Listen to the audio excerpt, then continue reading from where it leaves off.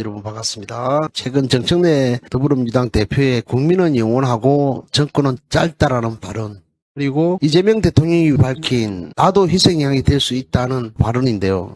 국민의힘당에서는 이재명 대통령의 방어 프레임으로 막 씌워 가던데 굉장히 씁쓸해한 부분이죠. 오늘 두 가지를 가지고 오늘 방송을 한번 해보려고 해요. 오늘 이 방송에서는 이 발언들을 단순한 껍데기가 아닌 한국 정치의 비극을 막기 위한 뼈아픈 경고음으로 저는 해석을 해보려고 합니다. 먼저 정청래 대표의 발언부터 한번 짚어보죠. 국민은 영원하고 정권은 짧다, 이렇게 이야기를 했어요. 국민은 영원하고 정권은 짧다, 이렇게 정청래 당대표가 이야기를 했어요. 그런데 일각에서는 이것을 두고 정청래 대표가 너무 험한 말을 쓴다고 비판만 하지만 좀 본질을 들여다봐야 합니다. 항상 무엇이든 좀 본질을 좀 들여다보자. 이것은 이재명 대통령에 대한 협박이나 정청래 대표의 오만한 권력, 그 과시가 아닙니다. 권력의 유한성을 직시하고 정치가 민심을 이기려 하는 순간 모든 것을 이룰 수 있다는 자기 성찰적 원칙, 그런 뜻에서 한 말로 저는 해석을 하고 있습니다. 그런데 이 부분을 두고 지금 보니까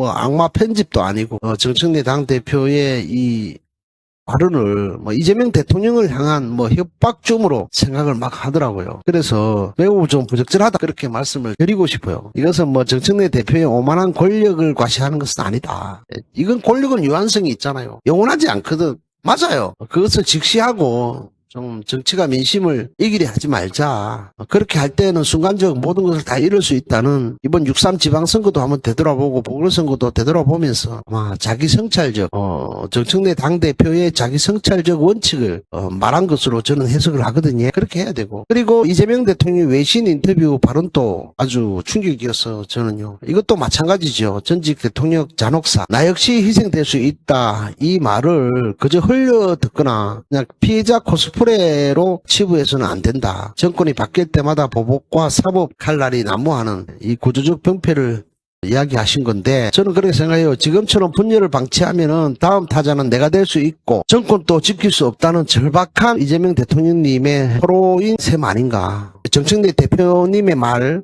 정권은 영원할 수 없다, 그 얘기를 이 당권 경쟁과 엮어갖고 마치 대통령에 대한 항명이라고 그런 세력들이 있습니다. 내부 비판을 막고 기득권을 유지하려는 구태의연한 발상에 불과하다, 그렇게 저는 정리하고요. 지금 좀 집중해야 할 것은 권력 싸움이 아니다. 권력 싸움이 아니라 어떻게 분열을 막고 민심을 얻을 것인가 아니겠습니까? 이 무거운 경고장을 민주당 내부가 어떻게 받아들일지 우리가 계속해서 좀 지켜봐야 되지 않겠습니까? 조국혁 신당을 지지하시는 분들 이재명 대통령님을 지지합니다. 그리고 이재명 대통령님을 지지하면서 조국혁 신당 지지하면 안 됩니까? 대통령님을 지지하는 것과 조국혁 신당 조국 대표를 지지하는 것은 또 별개의 문제 아닙니까?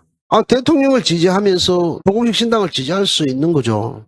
또 대통령 지지하면서도 또 민주당을 지지 안 할 수도 있는 거예요, 여러분. 그런데 그것도 있어요. 대통령님을 지지하면서 국민의힘당도 지지할 수 있는 거예요. 왜? 대통령님이니까. 대통령님은 국한되어 있는 대통령의 자리가 아닌 대한민국을 경영하는 분 아닙니까? 그렇게 생각해 주셔야 돼요. 조국혁 신당 지지하는 분들이 대한민국 대통령 지지할 수도 있고 애정을 가지고 이야기해야 된다는 겁니다. 조국 대표에 대해서도 마찬가지입니다.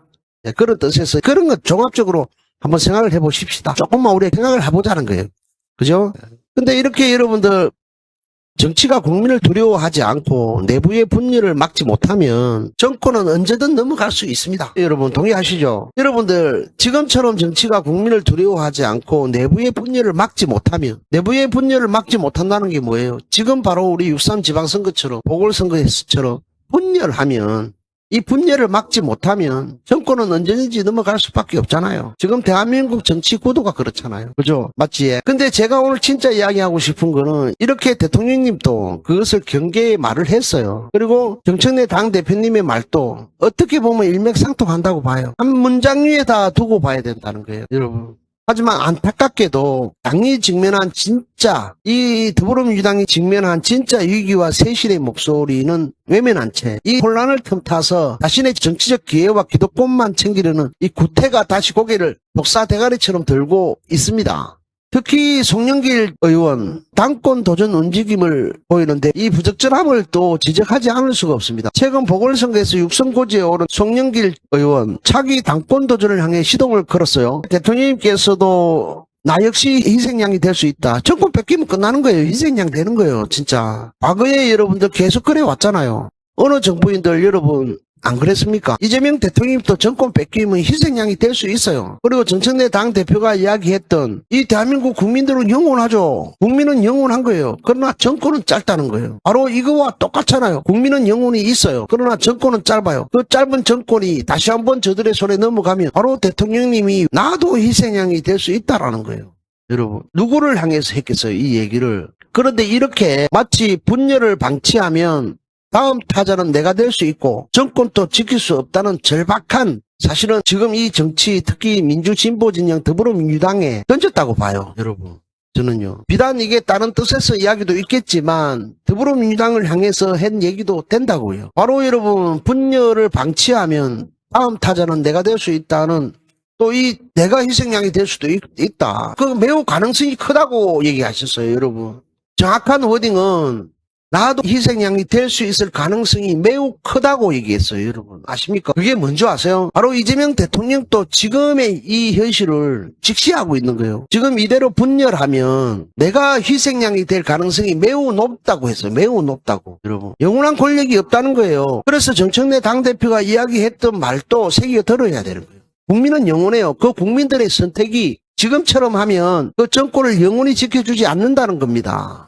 그리고 그 희생은 이재명 대통령이 또 될 수 있어요. 매우 높게. 왜 정권을 지금 뺏길 가능성이 현재로서는 이대로 가면 높다는 겁니다. 그런데 그런 것을 두고 또 정청래 당대표를 공격하기 위해서 발도되지 않는 말꼬리 잡기 하고 각자의 분석을 막 늘어놓죠. 근데 진짜 웃긴 게요. 이러한 틈을 타갖고 대통령님의 희생 발언을 정치적으로 당권 도전의 소재로 쓰고 있습니다. 누가?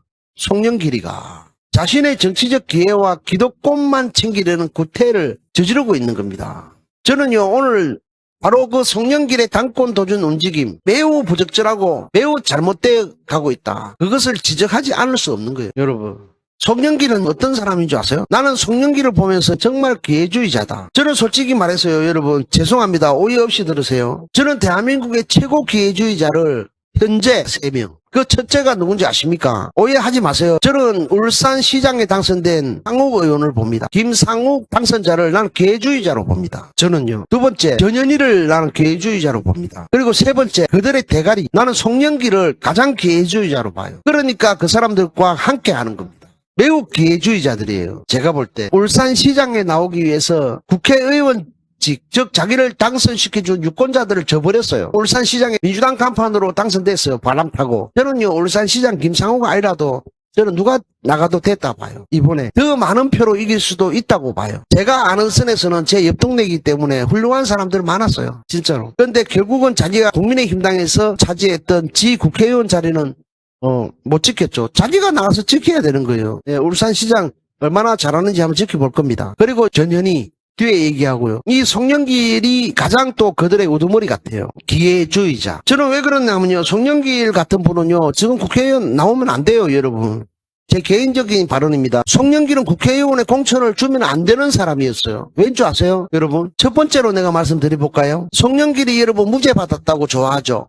돈봉투가 법적으로 검찰의 상고 포기로 무죄가 확정되었지요. 사건 자체가 없었다는 게 아닙니다. 검찰의 상고 포기로 해서 무죄가 확정되었지만 사건 자체가 없었다는 게 아닙니다. 검찰의 별건 수사나 이게 위법 수집 증거 절차적 하자 때문에 증거 능력이 배제되어 유죄를 입증할 수 없게 된 거예요. 그런 법리적 결과일 뿐입니다. 돈봉투가 오고 갔다는 실제적 정황과 국민적 충격이 얼마나 컸습니까? 그 실제적 정황이 나왔잖아요. 그리고 여러분 그걸로 인해서 국민적 충격이 우리 같은 사람 충격받았죠. 그 도의적 책임은 털 것만큼도 사라지지 않았습니다. 법적 요행으로 그것을 피했지만 그것을 피했다고 해서 마치 완벽한 면죄부나 되는 것처럼 국회의원 선거에까지 나왔습니다. 이 특히 당권 복귀 지렛대로 삼고 있는 거 당원들을 기만하고요. 대한민국 국민을 기만하는 행위라고 저는 생각합니다. 저는 개인적으로요. 그래서 저는 송영길은 철저히 권력만 쫓는 기회주의적 행보를 보이고 있는 거예요. 소나무당 창당하고 극우 변칙 세력들까지 넘나들면서 같이 함께 하던 분 아닙니까? 그런 송영길이가 슬그머니 복당하고 여러분 저게 복당이 됩니까? 솔직한 말로. 무죄, 법리적으로는 무죄가 됐죠. 권성동이가 과거 무죄 받은 그것과 똑같은 거예요, 여러분. 슬그머니 복당해갖고 여러분들 이현주 같은 신보수주의자들이 주도하는 실체도 없는 이재명 토론회에 자기가 얼굴을 들이밀고 신보수주의자들의 그룹에 이재명 그룹에 편성해서 친정부 그룹에 들어가려고 안간힘을 쓰고 있는 겁니다. 권력까지 잡으려고. 당의 가치나 진정한 쇄신을 위한 고민이 아닙니다. 그 고민이 아니라 그저 자신의 정치적 생존과 권력 확장을 위해 카멜레온처럼 줄을 갈아타는 구태 정치의 전형입니다. 누가?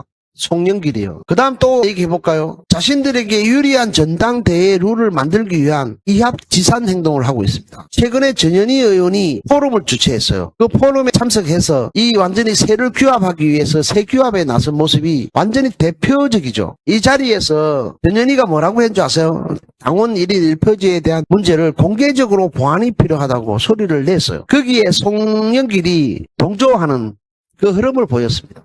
바로 자기들이 파고들 틈을 계산하는 정치적 세법. 얼마나 개주의적입니까? 당이 위기일수록 원칙을 지켜야 하는데 유리한 전당대회 룰을 찾기 위해서 1인 1표제를 흔들고 있는 이 형태. 여러분, 바로 송영길의 민낯입니다. 전현희의 민낯이라니까요. 바로 이현주의 민낯입니다. 그리고 평택을 패배해도 본인의 과오와 책임은 철저히 외면하는 철면피 같은 모습을 보이고 있습니다. 철저히 외면하고 있죠. 평택을 김용남 후보 공천 등에 깊숙이 개입해갖고 영향력을 행사 다 해놓고 정작 본인은 분열시키고 했던 과오에 대해 사과도 안 하고 반성도 없고 인천에 자리를 요구하고 또 그게 공천이 되니까 서슴없이 지가 김용남한테 가서 지 선거나 하지 남의 선거판에 가갖고 감나라 배나라 훈수 두고 자기 자신이 당에 끼친 해악에 대해서는 책임지는 모습은 눈을 씻고 찾아볼 수가 없습니다. 저는 송영길을 왜 복당시켜줬는지 모르겠습니다. 여러분 진짜로 나는 웃겨요. 여러분 안 웃깁니까? 여러분 좋아요 한번 눌러주시죠. 여러분들의 좋아요가 큰 힘이 됩니다.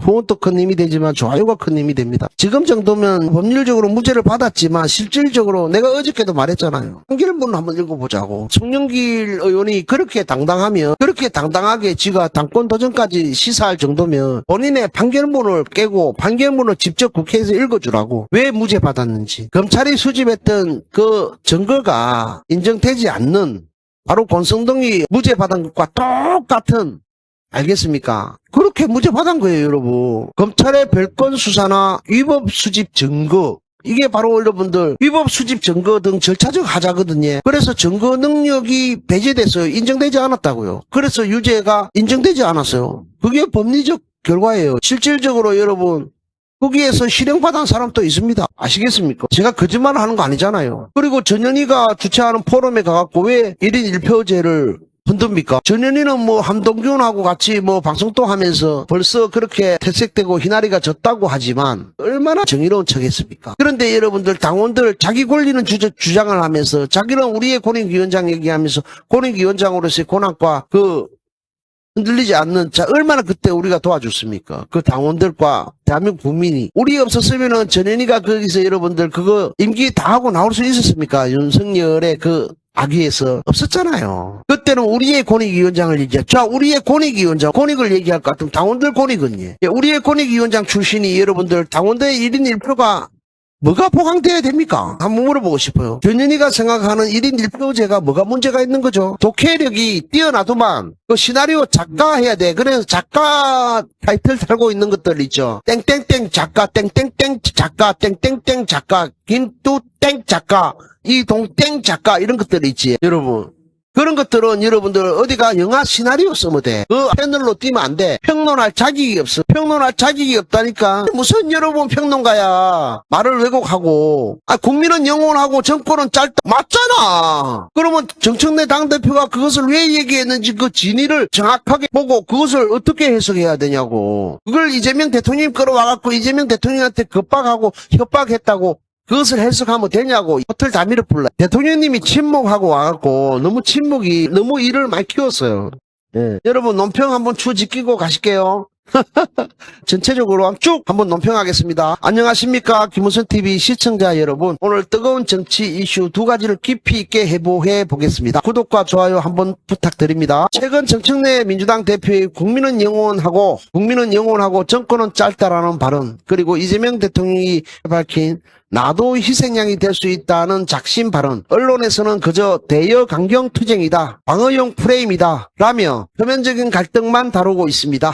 하지만 오늘 저희 김우선 TV 방송에서는 이 발언들을 단순한 껍데기가 아닌 한국 정치의 비극을 막기 위한 뼈아픈 경고음으로 저는 해석해 보려 합니다. 먼저 정청래 대표의 발언부터 짚어보죠. 국민은 영원하고 정권은 짧다. 일각에서는 이를 두고 여당 지도부가 너무 험한 말을 쓴다며 비판하지만 본질을 들여다봐야 합니다. 이는 대통령에 대한 협박이나 정청래 대표의 오만한 권력의 과시가 아닙니다. 권력의 유한성을 직시하고 정치가 민심을 이기려 하면 모든 것을 잃을 수 있다는 자기 성찰적 원칙을 말한 것으로 해석해야 하겠죠. 저는 그렇게 해석합니다. 이재명 대통령의 발언 또한 마찬가지입니다. 전직 대통령 잔혹사처럼 나 역시 희생양이 될 수 있다. 이 말을 그저 흘려 듣거나 피해자 코스프레로 치부해선 안 됩니다. 정권이 바뀔 때마다 보복과 사법할 날이 난무하는 슬픈 구조적 병폐를 직시한 것입니다. 지금처럼 분열을 방치하면 다음 타자는 내가 될 수 있고 정권도 지킬 수 없다는 절박한 토로인 셈입니다. 그런데 당권 경쟁과 이 정청래 당대표의 발언은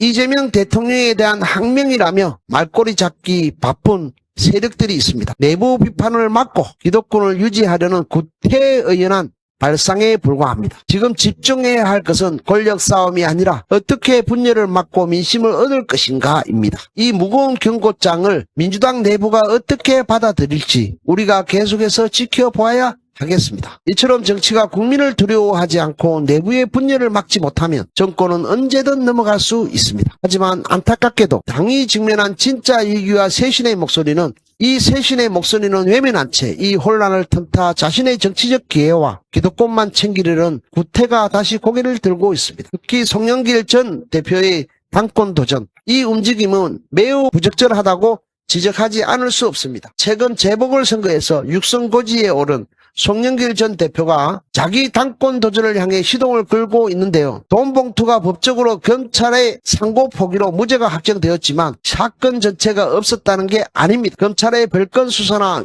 위법 수집 증거 등 절차적 하자 때문에 증거 능력이 배척되어 유죄를 입증할 수 없게 된 법리적 결과일 뿐입니다. 돈 봉투가 오갔다는 실제적 정황과 국민적 충격, 도의적 책임은 특클만큼도 사라지지 않았습니다. 법적 요행으로 처벌을 피했다고 해서 이를 마치 완벽한 면죄부나 받은 것처럼 면죄부나 되는 양 당권 복귀의 지렛대로 삼는 것은 유권자와 당원을 기만하는 행위라고 저는 생각하고 있습니다. 그리고 송영길 의원은 철저히 권력만 쫓는 기회주의적 행보를 보이고 있는데요. 불과 얼마 전 소나무당을 창당하고 극우 변칙 세력까지 넘나들던 분 아닙니까? 그런 분이었습니다. 그런 그가 슬그머니 복당하더니 이현주 같은 신보수주의자 등이 주도하는 실체도 없는 이재명 토론회의 얼굴을 들이밀며 친정부 그룹에 편성하려 안간힘을 쓰고 있습니다. 당의 가치나 진정한 쇄신을 위한 고민이 아니라 그저 자신의 정치적 생존과 권력 확장을 위해 카멜레온처럼 줄을 잘 타는 태정치의 전형입니다. 자신에게 유리한 전당대회 룰을 만들기 위해 이합지산적 행동도 보이고 있습니다. 최근 전현희 의원이 주최한 포럼에 참석해 새 규합에 나선 모양이 대표적입니다. 이 자리에서 전현희 의원이 최근 도입한 당원 1인 1표제에 대해 공개적으로 보완이 필요하다고 목소리를 냈고 송 전 대표도 역시 동조하는 흐름을 보였습니다. 겉으로는 당의 통합을 말하지만 속내는 1인 1표제 강화로 커진 당원들의 입김을 견제하고 자신과 같은 중진이나 비주류 연합이 하고들 틈을 계산하는 얄팍한 정치적 세법에 불과합니다. 당이 위기일수록 원칙을 지켜야 하는데 유리한 전당대회 룰을 찾기 위한 그 룰을 찾기 위해 판을 흔드는 형태는 구태 정치의 민낯입니다. 평택을 패배했어도 송영길은 과오와 책임은 철저히 외면하는 형태를 보이고 있습니다. 재보궐선거 과정에서 김용남 후보 공천 등에 깊숙이 개입하며 영향력을 행사했습니다. 정작 본인은 돈봉투 사태는 물론이고 과거 당을 탈당하고 분열시켰던 과오에 대해 당원과 국민에게 진정으로 고개 숙여 반성한 적이 있습니까?